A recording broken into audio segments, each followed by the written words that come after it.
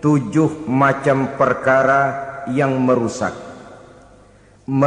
akidah dan keimanan, merusak amal perbuatan yang sudah kita kerjakan, merusak sendi-sendi kehidupan sosial, pendek kata merusak segala hal di dalam kehidupan kita. Jauhilah olehmu 7 macam perkara yang merusak. Yang pertama, asyirku billah, menyekutukan Allah subhanahu wa ta'ala. Agama dimulai dari keyakinan, maka kehancuran agama selalu dimulai dari kehancuran keyakinan, iman atau akidah yang dimiliki oleh seseorang. Dan untuk menghancurkan nilai-nilai iman yang kita miliki ini, orang rasanya tidak akan menghantam kita dengan peluru kendali. Orang tidak akan mengirimkan nuklir ke sini. Orang tidak juga akan mengirimkan satuan militernya ke sini. Untuk menghancurkan nilai-nilai iman, dibanjiri kita dengan paham-paham yang merusak dan mendangkalkan akidah. Baik ia bernama materialisme, baik ia bernama sekularisme, baik ia bernama banjirnya maksiat dan munkarat, baik ia bernama banjirnya peradaban dan kebudayaan yang menghancurkan moral daripada anak-anak kita, sedikit demi sedikit melenturkan dan melunturkan nilai-nilai keimanan kita, untuk kemudian pada waktunya nilai iman itu akan bertukar dan berganti menjadi nilai syirik kepada Allah subhanahu wa ta'ala. Atau pada sisi lain, menjadikan yang selain Allah sebagai tujuan akhir daripada kehidupan kita. Sedangkan kita sama-sama maklum bahwa di dalam pandangan agama Islam, dosa yang tidak berampun, dosa yang terbesar, termasuk dalam kategori bapak moyangnya dosa, tidak lain adalah syirik, yakni menyekutukan Allah subhanahu wa ta'ala. Pola penghancuran iman ini memang berstrategi. Ditawarkan kita kepada paham materialisme, paham kebendaan, di mana otak menempati urutan sebagai ranking pertama, Tuhan jatuh pada urutan kedua. Lalu menyusul kepada paham sekularisme, Allah dipisahkan dari seluruh kegiatan hidup ini, untuk pada gilirannya menjadikan yang selain Allah sebagai tujuan akhir daripada seluruh kegiatan hidup kita. Oleh karenanya, kewajiban menjaga nilai-nilai iman ini merupakan kewajiban yang mulia tetapi berat. Tidak hanya untuk kita, tetapi juga bagaimana mewariskannya kepada anak-anak kita, generasi yang akan datang. Orang-orang tua bijaksana yang diceritakan di dalam Al-Quran, kalau sudah berpikir tentang anak-anaknya, pertanyaan yang paling mereka risaukan ialah, ma ta'buduna min ba'di. Anakku, kalau pada satu saat aku, ayahmu sudah tidak ada lagi di dunia ini, meninggalkan kamu semua, ma ta'buduna min ba'di, apa yang akan kamu sembah nak? Jikalau sekarang ayahmu masih mau ke masjid, masih mau melakukan rukuk dan sujud, masih beribadah menyembah Allah subhanahu wa ta'ala, kalau orang tuamu sudah tidak ada, ma ta'buduna min ba'di, masihkah engkau mau datang ke masjid? Masihkah engkau mau rukuk dan sujud? Masihkah engkau mau menyembah Allah subhanahu wa ta'ala? Pertanyaan ini yang dipikirkan oleh Nabi Yakub kepada putra-putranya. Pertanyaan ini yang diteruskan oleh Nabi Ibrahim kepada anak-anaknya. Pertanyaan ini yang diwariskan oleh generasi ulama'us salafus saleh kepada para generasi berikutnya. Bagaimana kita generasi sekarang? Kita orang-orang tua sekarang bukan berfikir ma ta'buduna min ba'di, malah yang kita fikirkan ma ta'kuluna min ba'di. Kalau bapak tidak ada nanti kamu makan apa nak? Perkara kamu nyembah apa urusan nomor 18. Yang penting kamu nanti hidup bisa makan, nak. Maka kita sibuk mewariskan harta kepada anak-anak kita. Kita sibuk mewariskan kebun dan tanah kepada anak-anak kita. Kita sibuk mewariskan pabrik kepada anak-anak kita, sementara kita lupa mewariskan intan yang paling mahal, mewariskan mutiara yang paling berharga, yaitu nilai iman kepada Allah Subhanahu wa ta'ala. Alangkah baiknya apabila warisan harta, warisan tanah dan kebun, warisan rumah dan pabrik didasari lebih dahulu dengan mewariskan nilai iman kepada Allah Subhanahu wa ta'ala. Sebagai orang-orang tua, kita boleh bersedih kalau anak kita tidak mengerti komputer. Kita boleh bersedih kalau anak kita tidak mengerti matematika. Kita boleh bersedih kalau anak kita tidak mengerti bahasa Inggris. Tapi sewajarnya lebih bersedihlah kita orang tua jikalau mempunyai anak yang tidak kenal Allah sebagai Tuhannya, yang kemudian tidak mau rukuk dan sujud kepada Allah Tuhannya. Itulah kemalangan yang paling malang bila kita meninggalkan generasi yang tidak bertauhid kepada Allah Subhanahu wa ta'ala.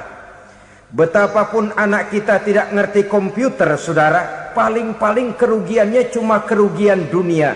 Masuk dia ke alam barzakh, munkar nakir tidak akan sempat tanya kau belajar komputer apa tidak.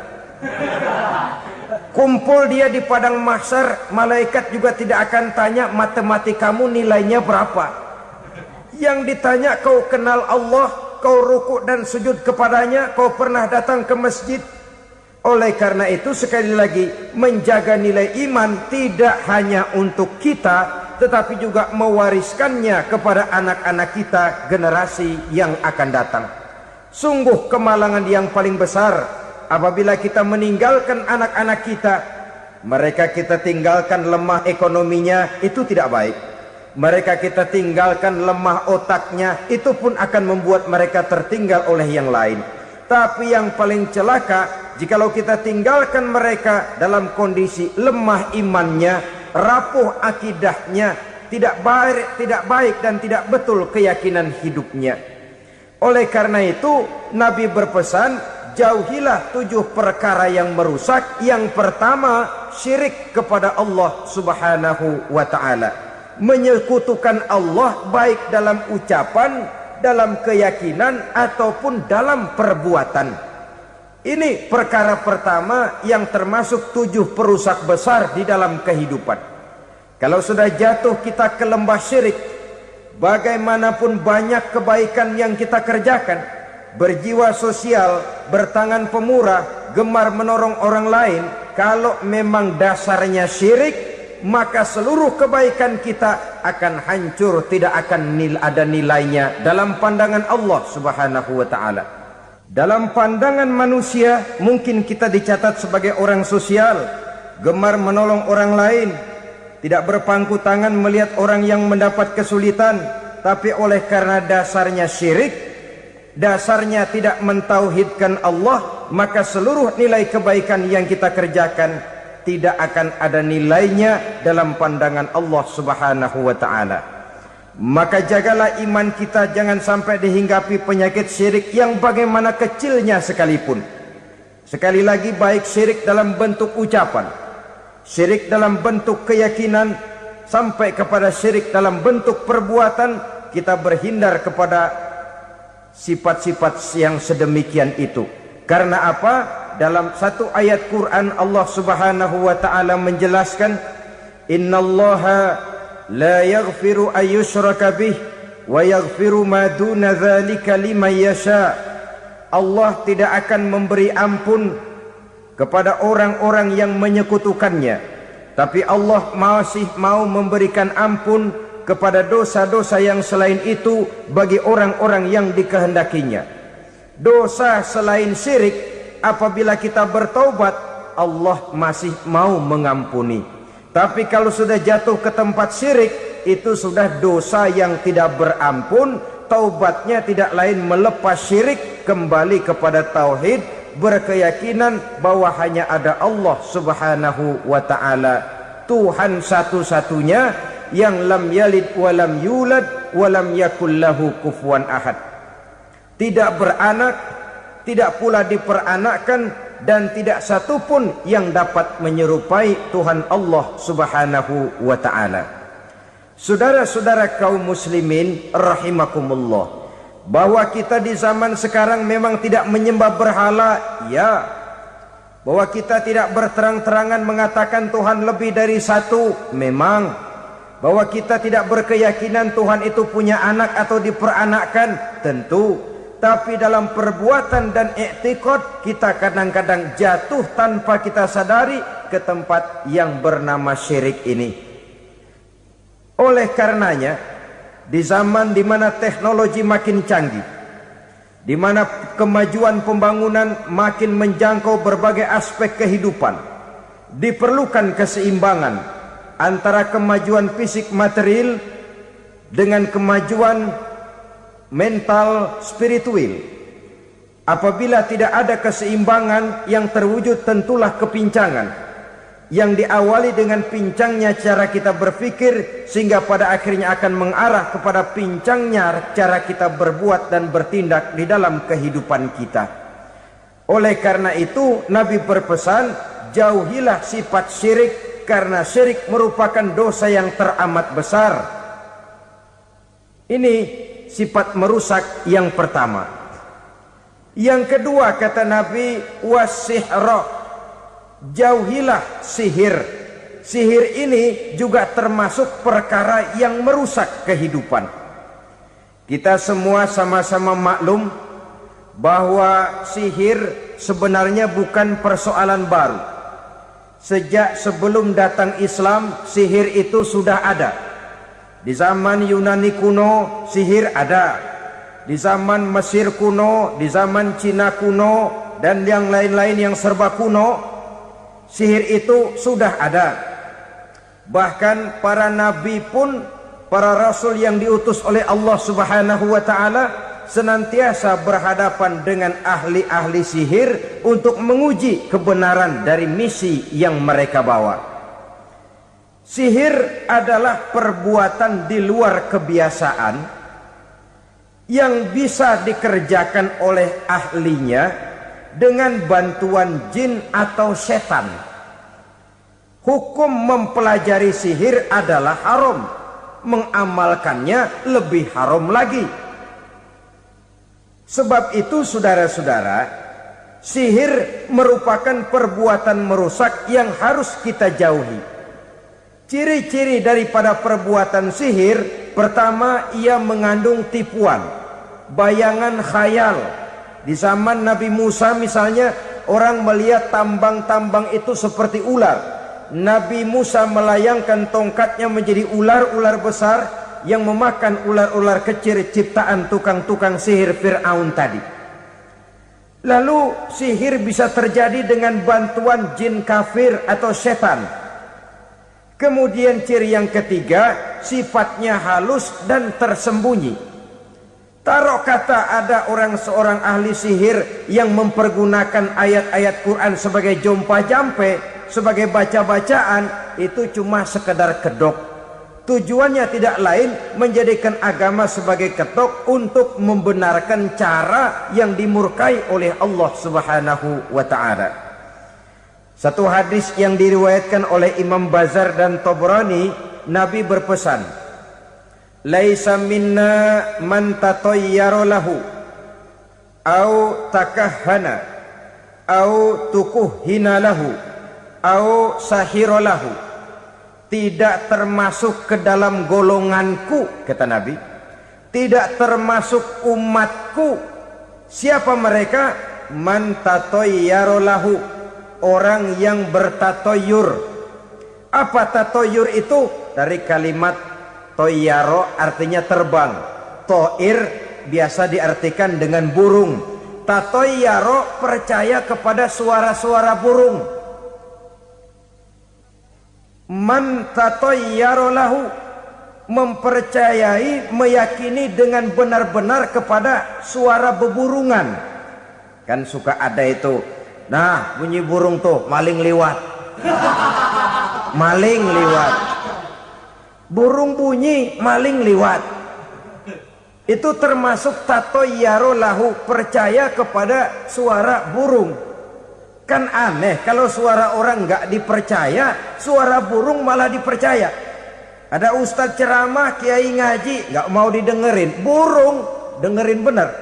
Nah, suaranya dari sebelah mana? Belah kulon. Nah, itu tandanya ano. Habis dihitung-hitung. Itu termasuk tatoyaro lahu. Au takahana, atau bertenung, au tukuhina, atau minta ditenungkan. Au sahiro lahu, atau melakukan perbuatan sihir, atau minta disihirkan. Laisa minna, tidak termasuk ke dalam golonganku, kata Nabi. Sehingga dengan demikian saudara-saudara, menghadapi sihir dengan sihir sekalipun termasuk perbuatan yang tidak diajarkan oleh agama. Kita kan mempelajari sihir untuk jaga diri, tidak apa-apa. Yang dilarang mengamalkannya, dilarang juga mempelajarinya. Sebab orang kalau sudah mengetahui, biasanya lalu terangsang untuk mencoba. Kalau percobaannya berhasil, biasanya terangsang untuk coba lagi dan coba lagi. Pada akhirnya ketagihan, lalu beralih menjadi profesi, apalagi itu nanti bisa mendatangkan hasil uang. Saudara-saudara kaum muslimin rahimakumullah, kita manusia makhluk nyata, kita hidup di alam nyata, terikat oleh sunnatullah, causality. Oleh karenanya bagi kita keyakinan yang penuh, keikhlasan di dalam bertuhankan Allah, penyerahan diri sepenuhnya hanya kepadanya, itu sudah merupakan obat penangkal yang sangat ampuh agar kita tidak terkena penyakit-penyakit yang dibuat oleh setan dan para pembantunya.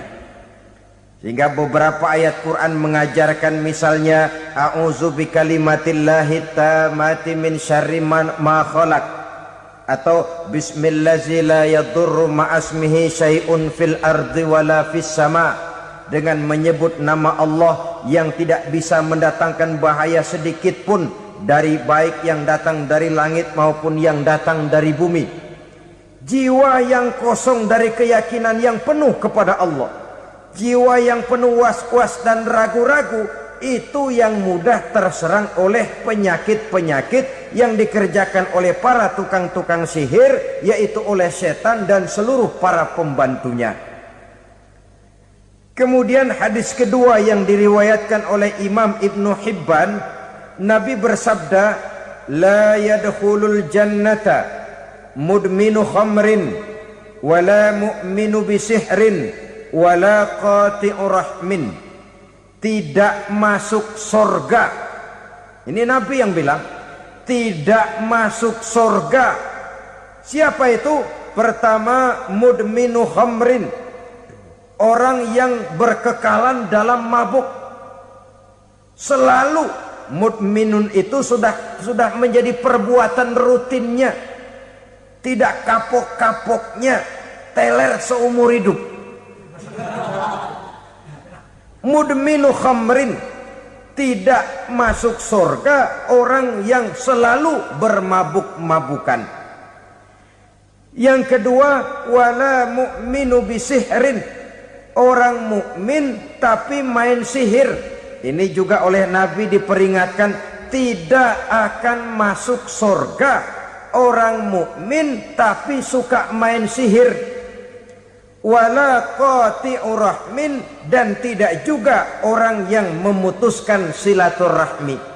Tiga macam manusia yang diperingatkan Nabi tidak akan masuk surga: orang yang selalu mabuk, orang mukmin yang main sihir, dan orang yang memutuskan silaturahmi.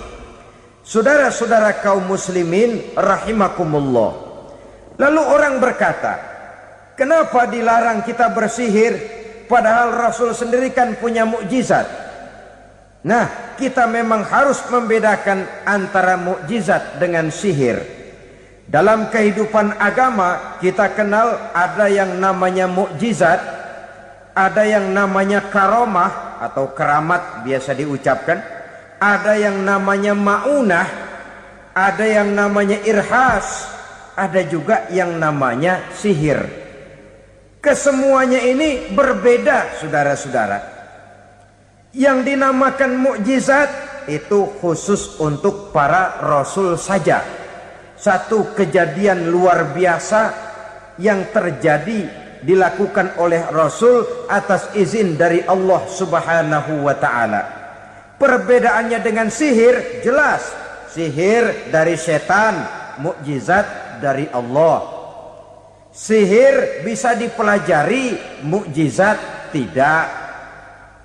Sihir umumnya untuk maksud-maksud yang tidak baik, sedangkan mukjizat untuk memperkuat kebenaran yang disampaikan oleh para rasul dan ditentang oleh umatnya. Bahkan kafir Quraisy dahulu menganggap orang-orang ahli sihir itu berada dalam satu posisi yang hina, sehingga mereka mengatakan dan menuduh Nabi Muhammad sebagai tukang sihir. Tuduhan sebagai tukang sihir adalah tuduhan yang sangat aib dan hina. Di tengah masyarakat kufar jahiliyah, kedudukan tukang sihir dipandang sebagai kedudukan yang hina, sehingga mereka mengejek Nabi dengan sebutan tukang sihir. Jadi mukjizat hanya untuk Rasul saja. Kemudian karomah. Karomah ini asal kata dari karomah, kehormatan, kemuliaan yang diberikan Allah kepada hamba-hambanya yang rajin mendekatkan diri kepadanya. Oleh karena ketekunannya melaksanakan ibadah, Allah memberikan keistimewaan kepada orang itu, yang dengan keistimewaannya dia bisa mengerjakan yang tidak bisa dikerjakan oleh orang lain. Karomah hanya bisa dicapai dengan prestasi ibadah. Kalau sihir, mau ibadah apa enggak, asal dia belajar, bersatu dan berteman dengan setan, memenuhi persyaratan-persyaratan setan, biasanya lalu bisa. Sedangkan karomah tidak mungkin terwujud tanpa orang mendekatkan diri sedekat-dekatnya kepada Allah Subhanahu wa ta'ala. Maka kita lihat biasanya orang-orang yang punya ilmu sihir, mukanya rata-rata nggak enak dilihat. Kumuh, jauh dari air wudhu, jauh dari sujud kepada Allah, malah berteman dengan setan, menjadi pelayan-pelayannya setan. Saudara-saudara, adapun maunah, keistimewaan yang diberikan Allah kepada hamba-hambanya yang belum sampai kepada tingkat wali, tapi orang itu lebih banyak kebaikannya daripada kesalahannya. Umpamanya, saudara jalan bertiga di pinggir jalan, saudara ada pada posisi di tengah, lalu bertiga ini ketabrak mobil. Menurut perhitungan saudara mati lebih dahulu, tapi terjadi hal yang aneh, dua teman saudara mati, saudara malah cuma luka dan lecet sedikit saja. Apa itu? Kalau kita lebih banyak kebaikannya daripada kesalahannya, itu yang dinamakan maunah, pertolongan yang diberikan Allah kepada hamba-hambanya yang lebih banyak kebaikannya daripada kesalahannya. Sedangkan yang dinamakan irhas, kejadian luar biasa pada diri seseorang pada waktu dia masih kecil, yang menunjukkan tanda-tanda keistimewaannya. Itu umumnya pada para nabi pada usia kecilnya sudah ada irhas, tanda-tanda istimewa. Jelas baik mukjizat, karomah, maunah maupun irhas berbeda dengan sihir. Sihir ini jelas saja merupakan bantuan dan persekutuan antara manusia dengan setan. Padahal setan, kata Allah dalam Al-Quran, innahu lakum aduwwum mubin, sesungguhnya setan bagi kamu adalah musuh yang sangat jelas. Saudara-saudara kaum muslimin rahimakumullah, di zaman sekarang dalam menghadapi beban kehidupan yang makin pelik, menghadapi stres yang tidak kunjung selesai, menghadapi persoalan-persoalan yang teramat berat, orang sering mencari jalan keluar kepada hal-hal yang menurut pendapatnya bisa meringankan beban moralnya itu. Pergilah dia mencari sesuatu yang dapat meringankan bebannya. Dan tidak jarang yang jatuh ke pangkuan tukang-tukang tenung, ke pangkuan tukang-tukang sihir, yang mereka itu oleh Quran dijelaskan kadzabal munajjimun walau sodaku. Tukang-tukang tenung, tukang-tukang sihir, mereka itu bohong walaupun benar. Maksudnya bohong walaupun benar artinya kalau yang mereka kerjakan benar, itu sih kebenaran. Benar dengan kebenaran itu lain. Kebenaran, kebetulan bisa, tapi tidak untuk selalu. Apalagi kalau itu sudah membahayakan kehidupan orang lain. Jadi oleh karena itu Nabi berpesan, jauhilah daripada sihir. Kalau sudah jauhilah dari sihir artinya ya jauhilah daripada mempelajarinya, jauhilah daripada bergaul dengan orang-orang yang ahli di bidang itu, karena dari pergaulan segalanya bisa menular. Baiklah saudara, ini yang kedua. Yang ketiga pesan Nabi, wa qatlan nafsil lati harramallahu illa bil haq. Membunuh orang lain dengan cara yang tidak benar, membunuh orang yang diharamkan oleh Allah Subhanahu wa taala untuk melakukannya kecuali dengan alasan yang benar. Kita tahu Islam adalah agama damai sesuai dengan namanya. Ia tidak dikembangkan dengan pedang dan kekerasan. Ia dikembangkan dengan keteladanan dan tuntunan moral. Oleh karena Islam bukan agama kekerasan, Islam pun tidak mementingkan dan mengajarkan kekerasan kecuali dengan alasan yang benar dan bisa dipertanggungjawabkan. Membunuh dengan sengaja, menghilangkan nyawa orang lain tanpa alasan yang bisa dibenarkan adalah merupakan dosa besar dan satu di antara 7 perkara yang bisa mendatangkan kerusakan dalam kehidupan dan yang hendaknya harus kita jauhi. Saudara-saudara kaum muslimin rahimakumullah, beberapa waktu yang lalu di sebuah kota kecil yang indah bernama New Auckland. Saudara tahu New Auckland? Itu dari Gunung Kidul masih ngidul lagi. Pernah diadakan satu seminar yang membicarakan bagaimana menyelamatkan masyarakat manusia dari bahaya Perang Dunia Ketiga. Diperkirakan kalau terjadi Perang Dunia Ketiga, manusia tidak akan tersisa. Sebab apa? Pada waktu itu cadangan nuklir yang dimiliki oleh bersama Amerika dan Rusia konon sudah sanggup memusnahkan 6 miliar manusia pada saat jumlah manusia baru 5 miliar. Jadi kelebihan nuklir dunia ini. Kalau terjadi Perang Dunia Ketiga, sulit manusia untuk tersisa. Maka dibahaslah di dalam seminar itu, wah, supaya tidak terjadi Perang Dunia Ketiga, maka perlombaan membuat senjata-senjata canggih, alat-alat pembunuh modern harus segera dibatasi. Dibahas, tidak mungkin kita membatasi perlombaan membuat senjata. Kenapa? Makin maju ilmu dan teknologi, makin canggih senjata yang ditemukan. Atom sudah meningkat menjadi nuklir, nuklir sudah meningkat menjadi neutron, dan kita tahu bom yang bernama neutron ini bom yang cukup membunuh tanpa perlu merusak. Artinya kalau dia diledakkan di kota kita ini, bangunan utuh, jembatan tidak ambruk, rumah-rumah tetap berdiri, tapi semua yang bernama hidup mati.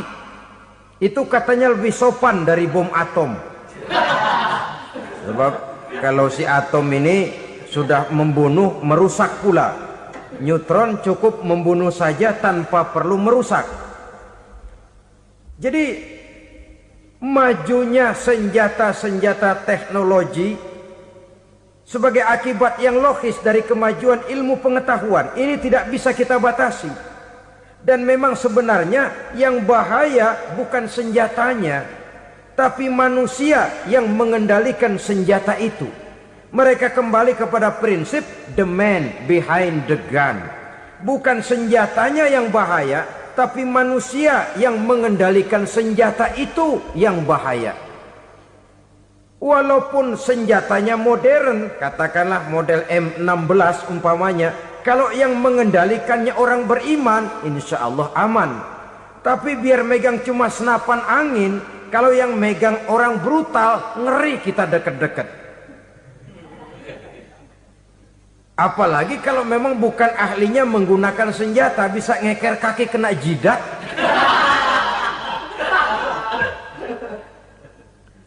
Mereka kembali kepada prinsip lama yang tetap baru. Bukan senjatanya yang harus dibatasi, manusia yang mengendalikan senjata itu yang perlu dibicarakan. Nah, kalau begitu, agar manusia tidak mempergunakan senjata sewenang-wenang, apa yang harus kita lakukan? Ya, manusianya harus bermoral. Ya, tapi moral yang mana? Di dunia ini banyak ajaran tentang moral. Itu pun mudah saja. Di sini kan kita undang saja ahli dari berbagai agama untuk membicarakan konsep perdamaian menurut agamanya masing-masing. Baik, setuju itu? Setuju. Maka tampillah para ahli agama, mereka kembali kepada prinsip moral daripada konsep yang terkandung di dalam ajaran agama untuk menegakkan perdamaian. Mula-mula naiklah ahli dari agama Hindu, dibacakan konsep perdamaian menurut ajaran agama Hindu, bahwa untuk damai manusia harus meninggalkan nafsu keduniaannya, menempuh samsara dan sebagainya untuk mencapai nirwana, menjauhi kemegahan dan kemewahan dunia. Ini lalu dibahas, rasanya juga tidak mungkin ini. Kemudian dari agama Nasrani, bahwa untuk damai manusia harus menciptakan sifat kasih sayang. Kalau ditampar pipi kiri, berikan pipi yang kanan. Kalau diberikan selendang, berikan baju. Nanti orang kasihan, lalu dia tidak akan nampar lagi. Ketika ini dibahas, ternyata rasanya pun tidak mungkin bisa diterima. Karena apa? Di zaman sekarang orang ditampar pipi kiri, dikasih pipi kanan. Bukan kasihan, gemes. Damai belum tentu, bonyok udah jelas. Lalu ketika dibacakan konsep perdamaian menurut Quran, di mana disampaikan ayat wa jazaa'u sayyi'atin sayyi'atun misluha faman afa wa aslaha fa ajruhu 'ala Allah. Balasan terhadap satu kejahatan adalah kejahatan yang seimbang, tetapi barang siapa yang memberi maaf dan mencari jalan damai, itulah yang terbaik dan akan mendapat pahala dari Allah Subhanahu wa taala. Kamu tidak salah ditampar pipi kirimu, tampar lagi pipi kirinya sekeras dia menampar pipi kirimu. Nanti orang tidak mau menampar kita karena dia tahu kalau dia tampar kita, dia akan menderita tamparan sekeras dia menampar kita. Akan terjadilah prinsip saling hormat menghormati, tidak saling ganggu, tidak saling usil, tidak saling jahil. Atas dasar ini perdamaian bisa ditegakkan. Mereka bisa menerima konsep ini, tapi kemudian seminar ditutup tanpa satu keputusan resmi. Kenapa? Terus terang mereka kagum dengan konsep Islam, tapi sentimen lama terhadap nilai-nilai Islam telah menutup mata mereka untuk menerima kebenaran dari ajaran Al-Quranul Karim. Saudara-saudara kaum muslimin rahimakumullah, kembali kita kepada persoalan pokok. Roh adalah dari Allah. Dia akan kembali kepada Allah, milik mutlak dari Allah. Tidak pantas kita merampasnya dari orang lain. Tidak wajar kita menghilangkannya tanpa alasan yang dibenarkan oleh agama. Di zaman sekarang akibat persaingan hidup yang makin tajam, lapangan kerja yang makin sulit, tensi ekonomi yang makin tinggi, atau karena nilai moral yang makin rendah, atau juga karena rapuhnya pegangan orang kepada agama, nyawa rasanya sudah sedemikian murahnya. Berbagai kasus membuat berdiri bulu roma kita. Ada mayit, ada manusia dipotong 6, dicincang macam kambing. Ada yang dipotong 5, ada yang dipotong 13, dikardusin, dibuang ke tempat sampah. Inna lillahi wa inna ilaihi raji'un. Gejala apa ini? Kanibalisme. Manusia sudah demikian sadisnya, manusia sudah sedemikian buasnya, sehingga sesama manusia diperlakukan seperti hewan. Padahal hewan sendiri belum pernah macan makan macan, bagaimanapun buasnya macan. Belum pernah serigala memakan serigala, bagaimanapun brutalnya serigala.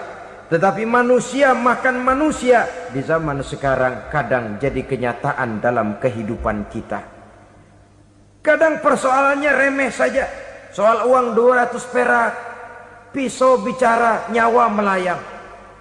Soal rokok sebatang, celurit bicara, nyawa melayang. Soal-soal yang sama sekali tidak prinsip, begitu mudah kita menghilangkan nyawa orang lain.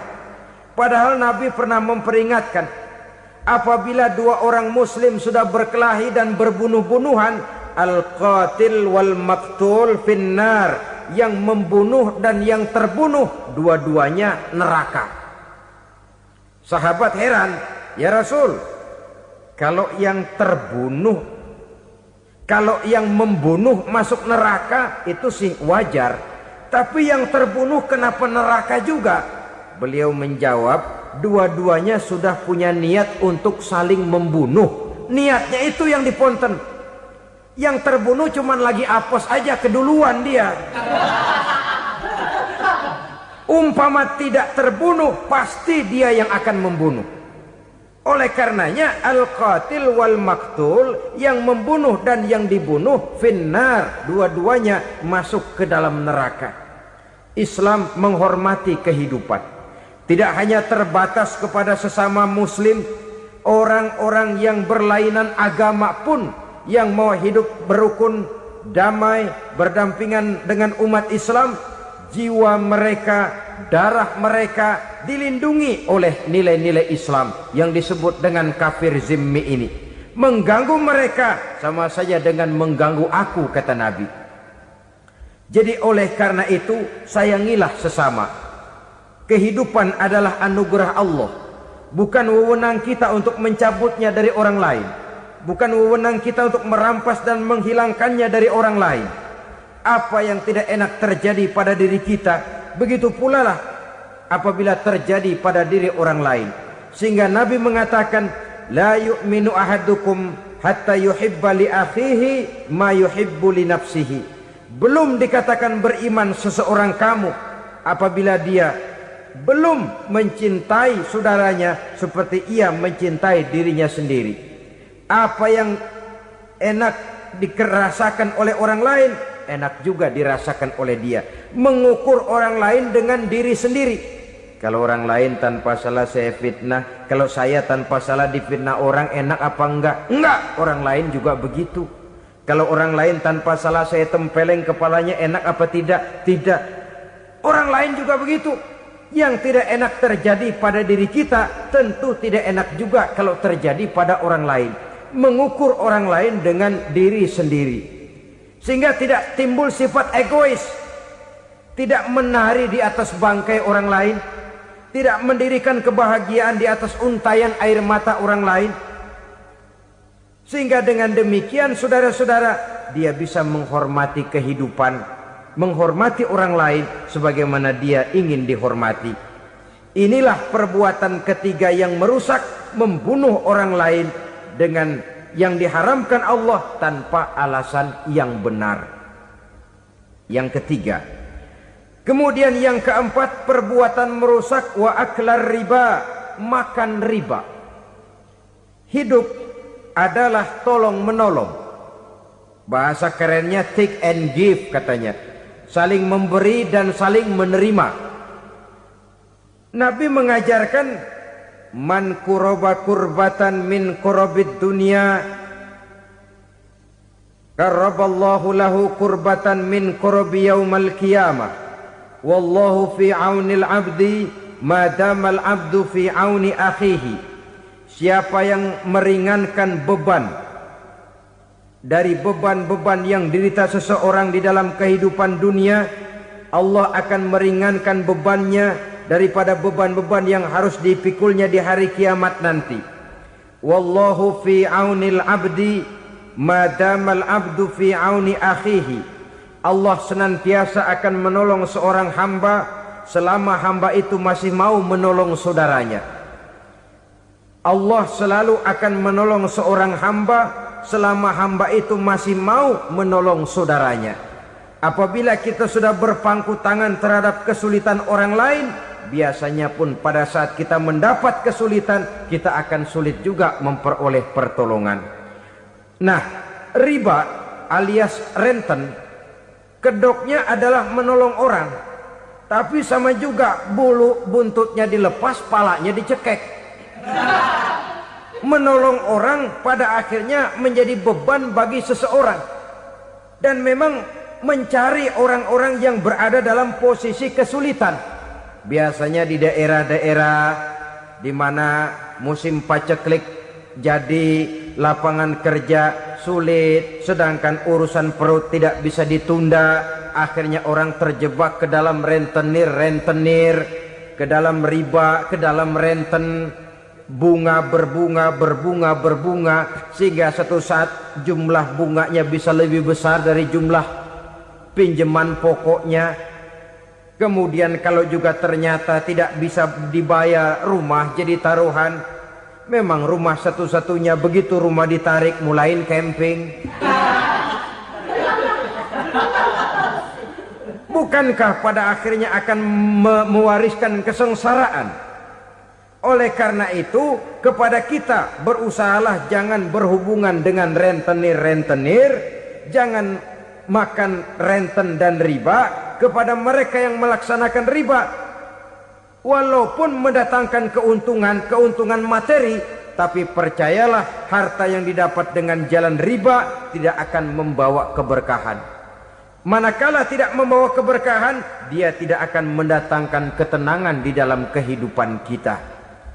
Oleh karenanya, memakan harta riba termasuk perbuatan yang merusak sendi-sendi kehidupan sosial, merusak kehidupan orang lain, merusak kehidupan masyarakat, tetangga, pergaulan, dan sebagainya. Yang kelima, wa akla malil yatim, memakan harta anak yatim dengan cara yang zalim. Nih, memang lezat. Anak yatim itu nggak tahu urusan apa-apa. Kita diamanahkan untuk mengurusinya. Kadang-kadang dibentuklah panitia penyantunan yatim piatu. Yatimnya mah tetap kelaparan, panitianya yang pada gendut.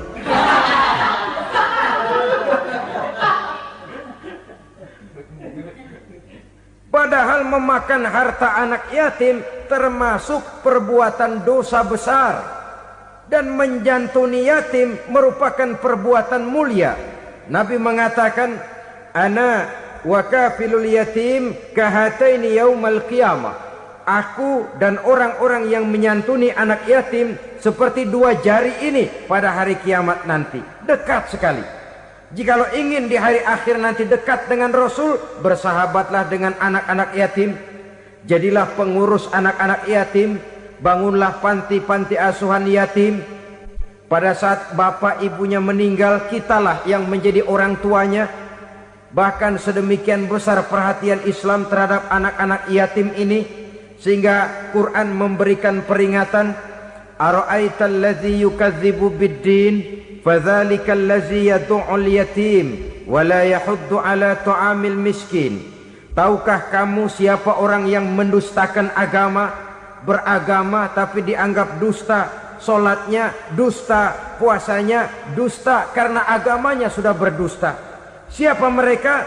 Fazalikal ladzi yad'ul yatim, orang yang menyanyiakan anak yatim.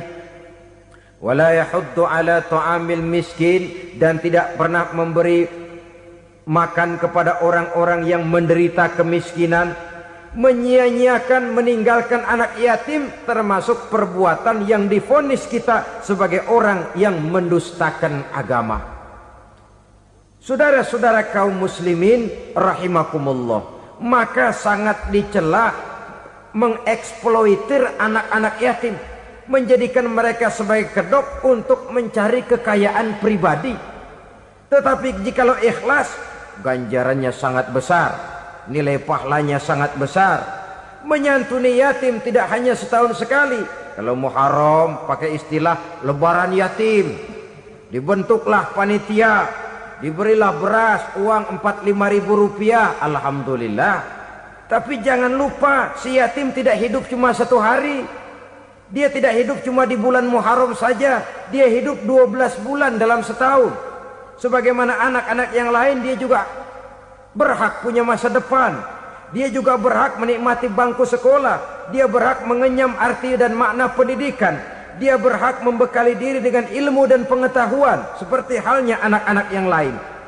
Maka kita yang diberikan keluasan oleh Allah, ingatlah itu, bersahabatlah dengan anak-anak yatim, santuni mereka.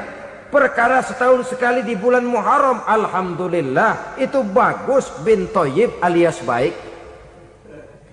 Tapi tentu dan tentu sekali lagi, si yatim tidak hanya hidup di bulan Muharram.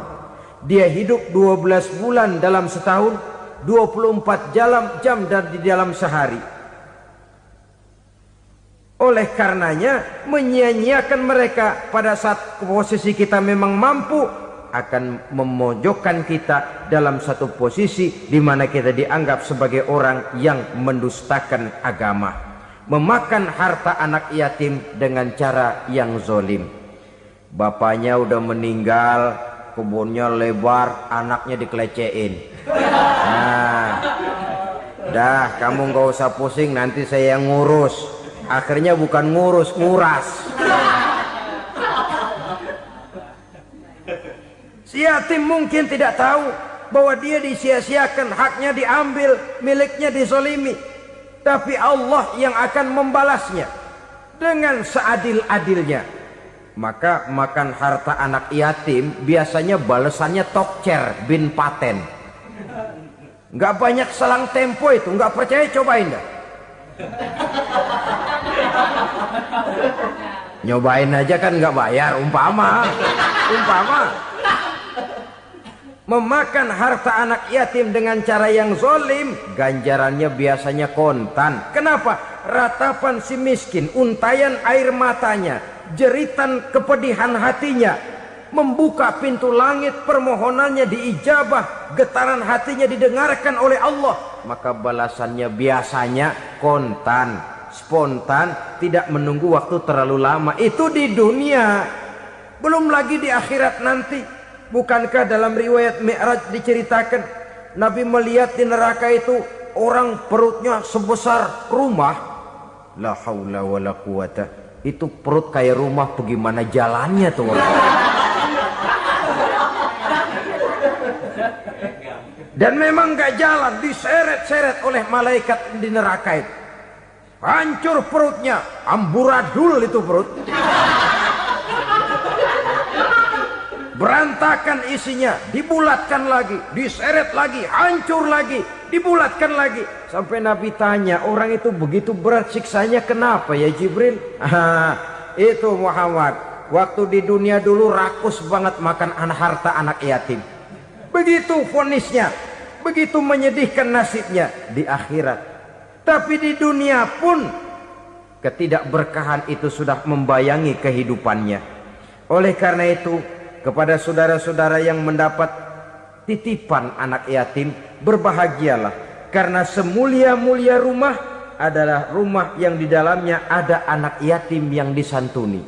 Sehina-hina rumah adalah rumah di mana di dalamnya ada anak yatim yang disia-siakan. Begitu kata Nabi kita. Rumah yang paling mulia dalam pandangan Allah, rumah yang di dalamnya ada anak yatim yang disantuni. Rumah yang paling hina dalam pandangan Allah, rumah yang di dalamnya ada anak yatim yang nasibnya disia-siakan. Berbahagialah saudara apabila menjadi penyantun anak-anak yatim, pelindung mereka, sehingga mereka mempunyai masa depan sebagaimana anak-anak lainnya. Rasulullah sendiri sedemikian peka terhadap keadaan anak-anak yatim karena beliau sendiri memang mengalami umur 6 bulan dalam kandungan ibu, beliau sudah ditinggalkan oleh ayahnya.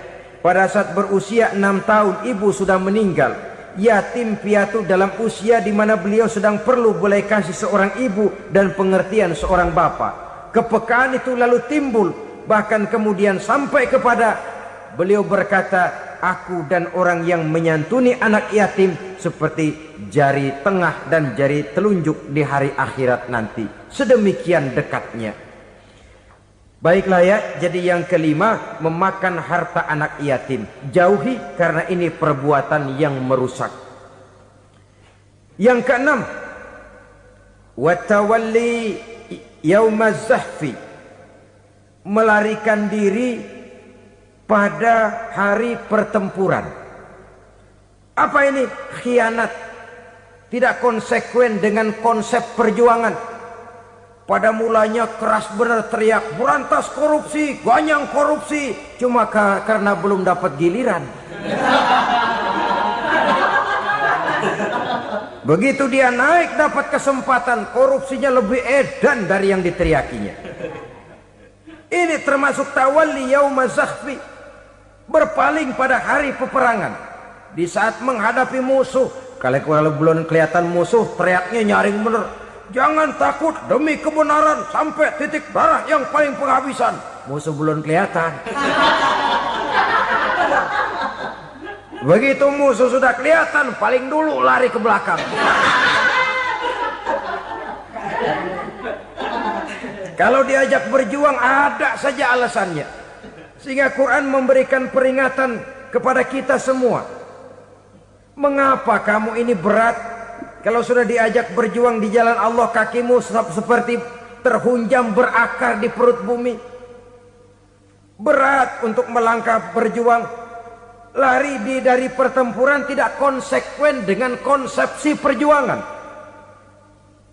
Mau enaknya saja.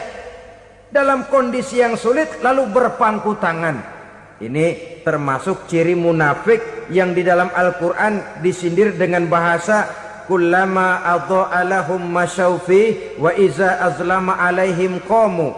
Waktu terang mereka jalan, giliran gelap mereka mandek.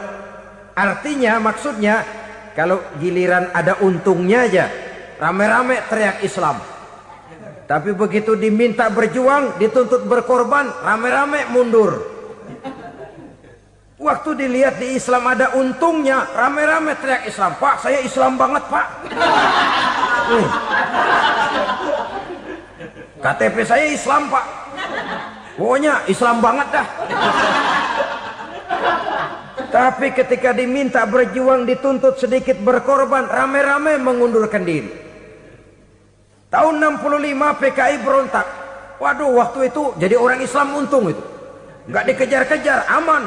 Masjid rame, mobil-mobil mewah parkir di depan musola dan masjid. Kenapa? Waktu itu asal udah ke masjid aman. Islam selamat, untung.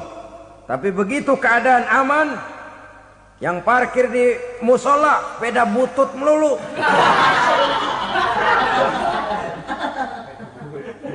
Waktu terang mereka jalan, waktu gelap mereka berhenti. Dikala di Islam ada untungnya, baru wah Islam bagus, Islam hebat. Tapi waktu dilihat ada kerugian, jangan bawa-bawa Islam dah. Jangan bicara soal Islam, ini kan bukan soal agama. Bukan soal agama. La haula wa la quwata illa billah. Beragama kita ambil talfik fid din, mengambil yang enteng-enteng saja dalam urusan beragama ini. Tidak konsekuen kita dengan Islam kita. Seolah kita mau memilih mana yang terasa cocok sama selera kita, kita teriak Islam. Beratan aja dikit, rame-rame berpaling. Itu termasuk tawalli yaumaz zahfi. Para pengkhianat, mental-mental hipokrit. yang tidak mau konsekuen menghadapi segala bahaya, itu termasuk perbuatan yang merusak. Kenapa? Kalau cuma dia saja yang lari, mungkin tidak jadi soal. Tapi larinya ini akan mempengaruhi orang lain. Nah, pengaruhnya itu yang dicegah. Sebab kalau satu sudah mulai lari, yang lain mulai ngelirik. Ketika yang dilirik kemudian tidak ada reaksi, dia akan ikut lari. Artinya apa? Seorang muslim harus konsekuen dengan konsep perjuangannya, dengan keyakinan keagamaannya, dan tidak memilih yang enak-enak saja di dalam kehidupan beragama. Lari dari pertempuran, bermental khianat, mengkhianati agama, merupakan satu di antara sifat yang merusak. Terakhir saudara, wa qazfal muhsanatil ghafilatil mu'minat, menuduh perempuan baik-baik yang tidak tahu menahu tentang tuduhan yang dituduhkan kepadanya, menuduh perempuan mukmin yang baik-baik yang tidak tahu menahu tentang tuduhan yang dilakukan kepadanya. Fitnah lebih bahaya daripada pembunuhan.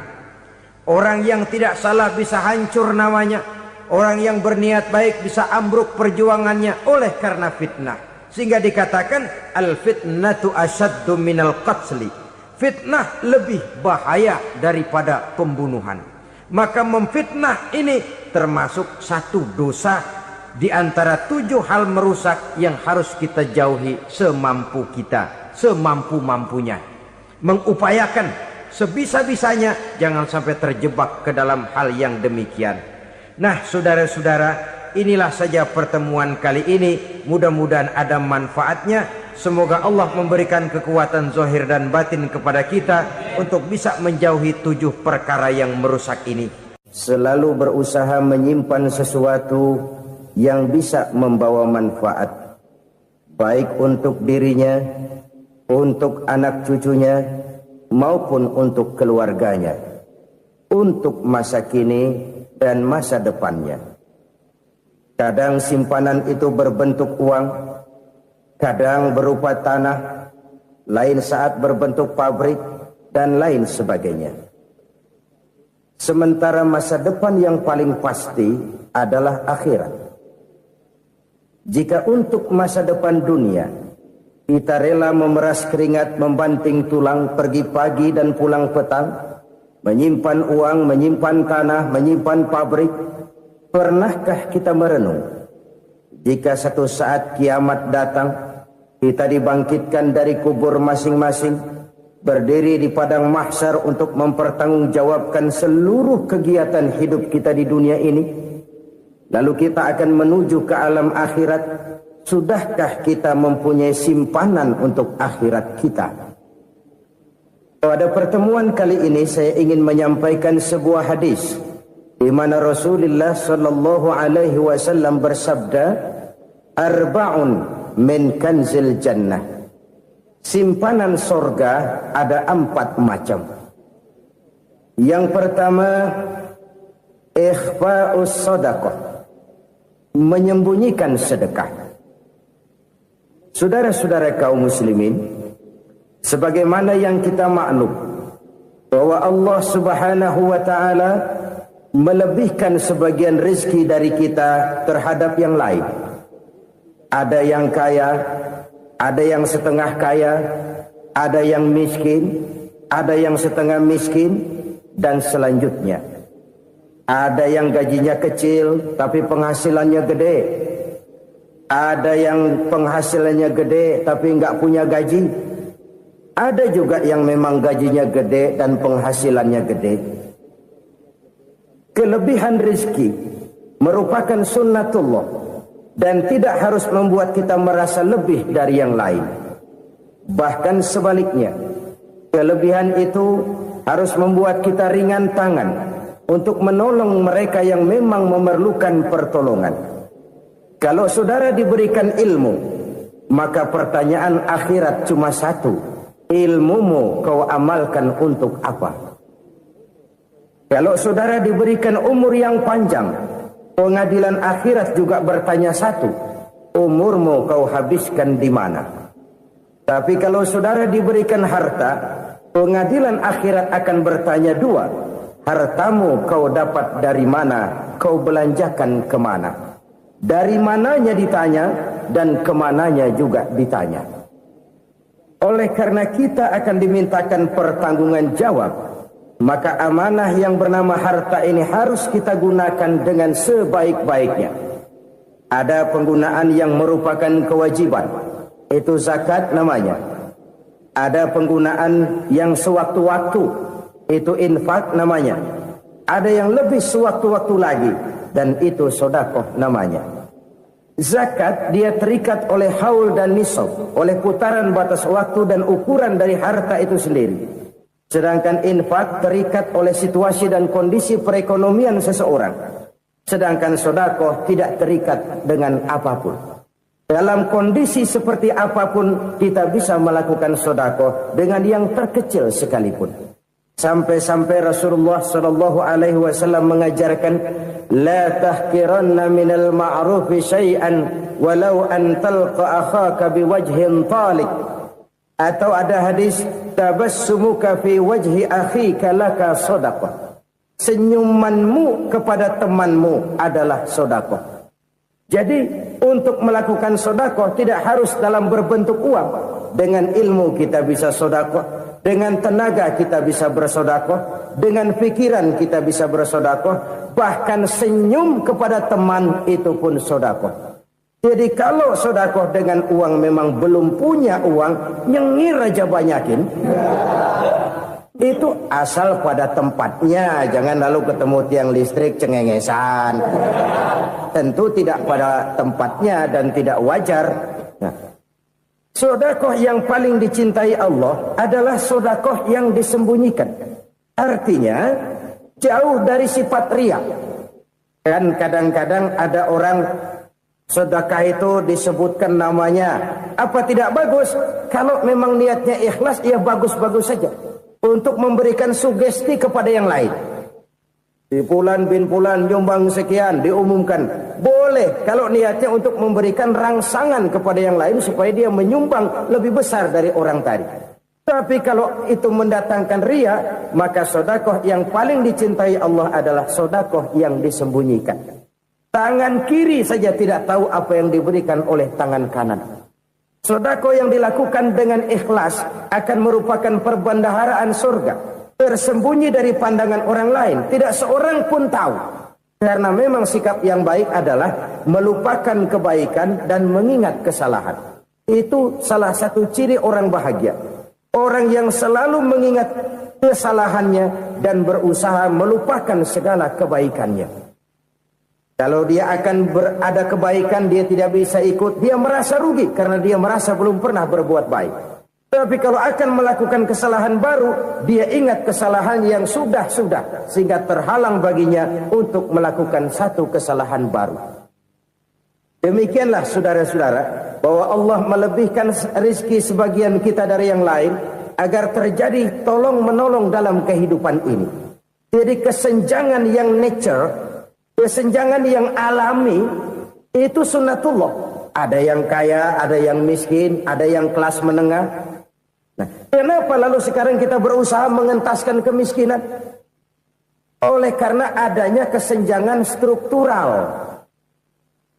Kalau yang kaya bisa semakin kaya, kenapa yang miskin tidak bisa naik jadi ikut sedikit kaya? Sebab pada dasarnya Islam adalah agama yang sejak turunnya sudah berupaya memerangi kemiskinan. Bahkan dikatakan kemiskinan itu mendekatkan kepada kekufuran. Orang kalau miskin udah dekat banget sama kafir. Gampang menjadi kafir. Berapa banyak saudara-saudara kita yang oleh karena soal perut, oleh karena soal materi, terpaksa meninggalkan dan menanggalkan akidahnya. Menjual petunjuk yang diberikan Allah dengan kesenangan dunia yang cuma sebentar ini. Na'udzubillah, thumma na'udzubillah.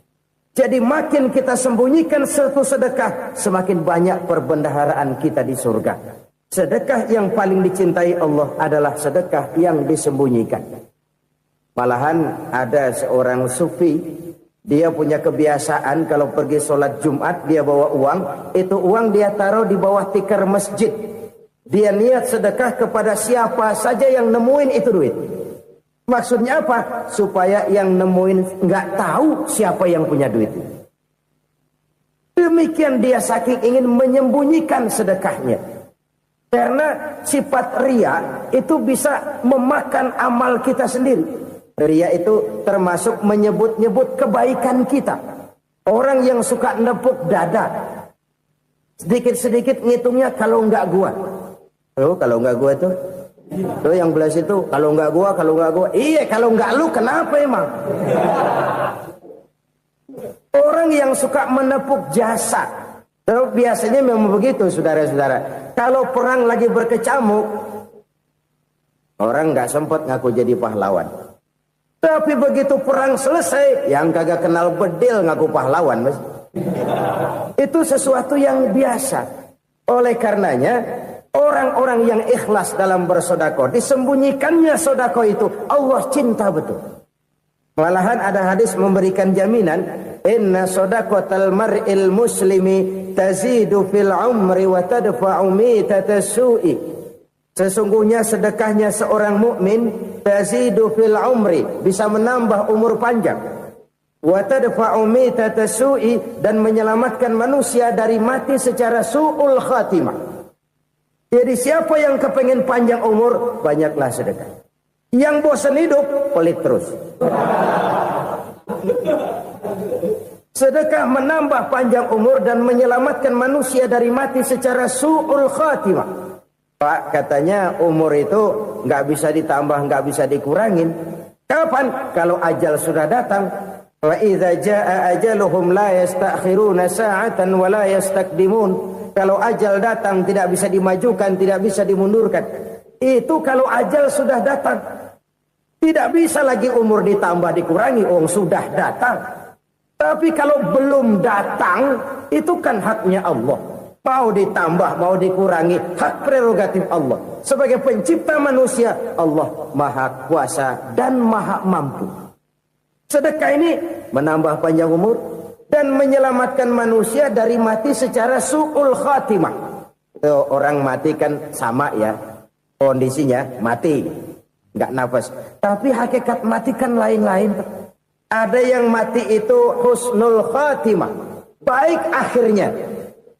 Misalnya lagi ngaji mati, lagi sholat mati, lagi sedekah mati.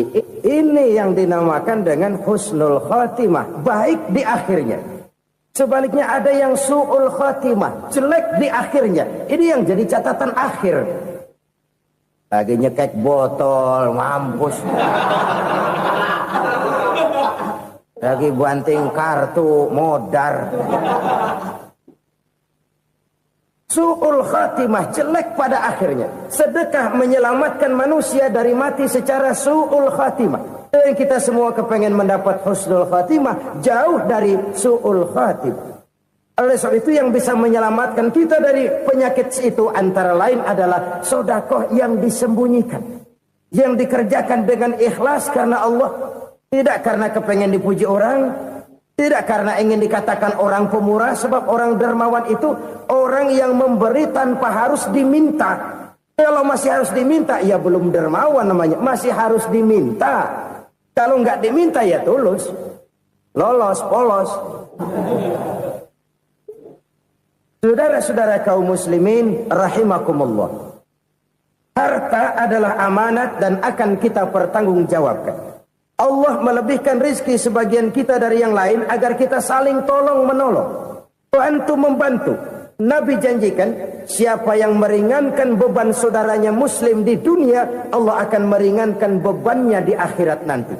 Sebuah jaminan dari baginda Nabi.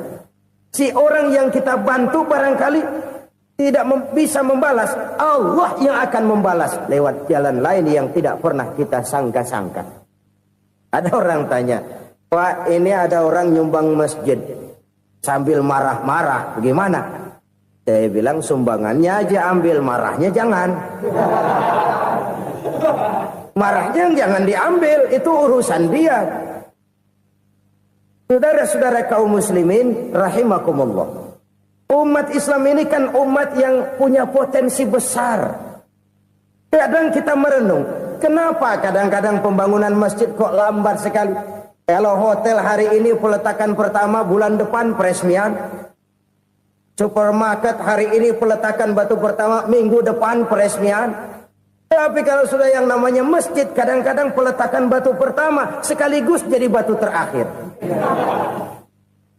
3 tahun, 4 tahun, campur nebar jalak di jalanan, duit dijaring kayak ikan sepat. Apa tidak ada orang Islam yang kaya? Banyak. Apa tidak ada pengusaha muslim yang jadi konglomerat? Ada. Lalu yang belum banyak itu yang komit terhadap nilai-nilai agamanya. Akhirnya kita jatuh jadi umat yang lemah.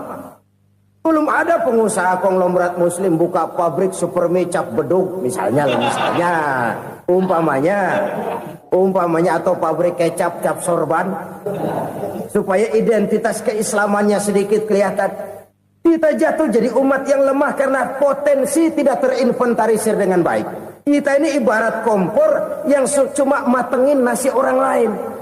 Potensi kita dimanfaatkan oleh orang lain. Ukhuwah Islamiyah kita baru terbatas kepada silaturahmi. Ukhuwah di bidang ekonomi kita lemah. Ukhuwah di bidang kebudayaan kita lemah. Apalagi ukhuwah di bidang politik kita lebih rapuh lagi. Padahal ukhuwah itu adalah totalitas kehidupan manusia. Menyangkut ipolek sosbud. Memerlukan nilai-nilai ukhuwah. Jadi oleh karena itu mari kita menyadari. Di dalam harta kita, walaupun kita yang cari, pergi pagi, pulang sore, peras keringat, banting tulang, di sana ada harta anak yatim. Di sana ada hak masjid. Di sana ada hak pesantren. Di sana ada hak jihad.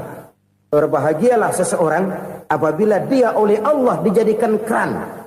Keran itu menyimpan air, tapi tidak untuk dirinya, tapi disalurkannya kepada mereka yang memang memerlukannya.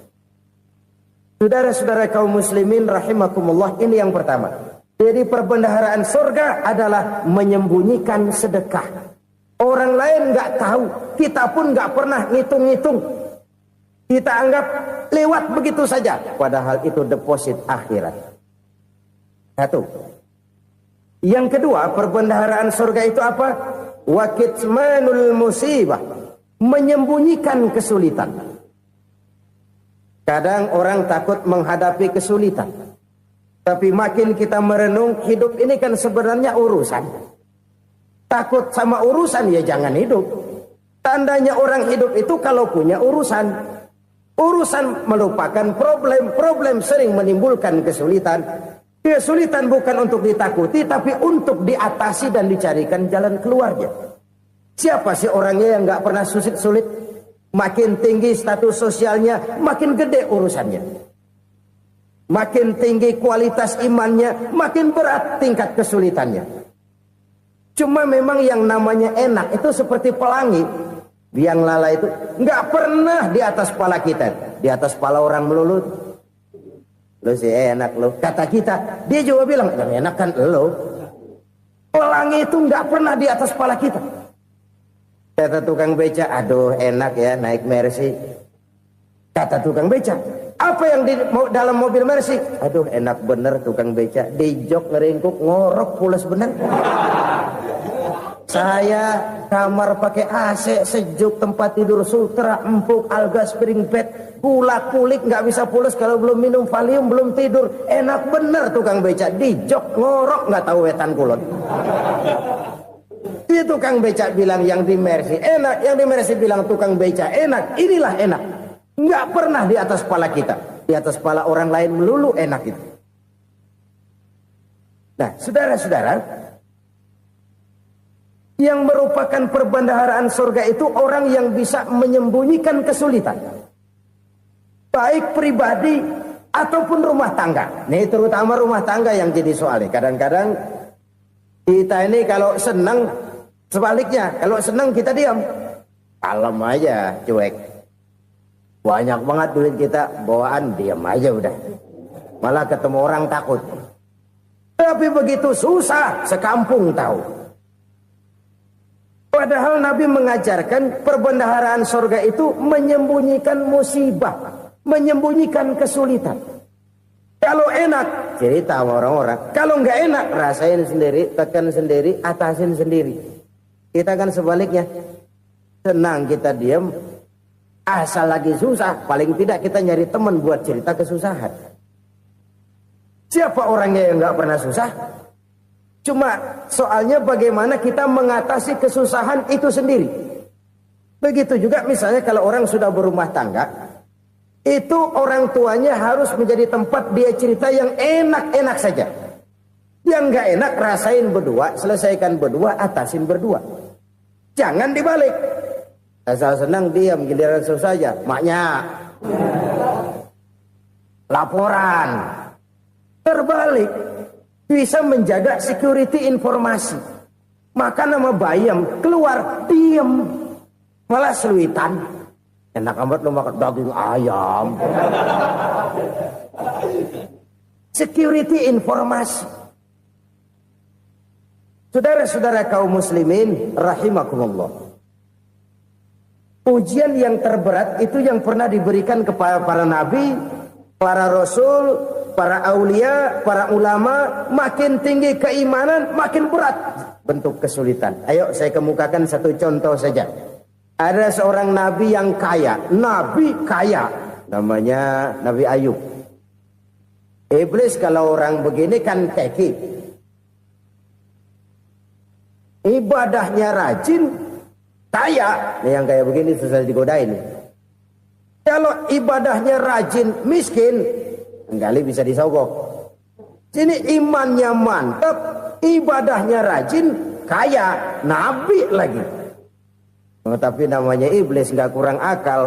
Laporan, Tuhan, kenapa Les? Ya ini bahasa saya, bahasa Qurannya sih nggak gitu.